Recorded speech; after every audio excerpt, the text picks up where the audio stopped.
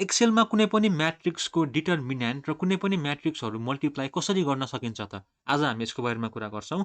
Determinant find गर्नको लागि चाहिँ हामी MDTERM फङ्सन युज गर्छौँ भने मल्टिप्लाई गर्नको लागि MMULT भन्ने फङ्सन युज गर्छौँ।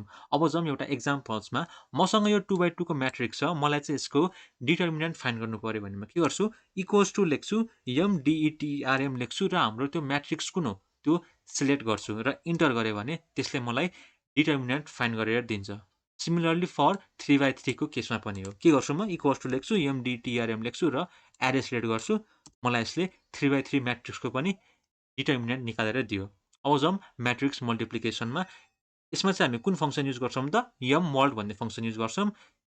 इक्वल्स टु लेख्छु, MMULT लेख्छु र फर्स्ट एरे सिलेक्ट गर्छु, matrix A, comma matrix B select गर्छु, ब्र्याकेट क्लोज गर्छु र इन्टर गरेँ भने हाम्रो ए इन्टु बी गर्दाखेरि जुन भ्यालु आउनुपर्ने हो त्यो भ्यालु यसले दिन्छ।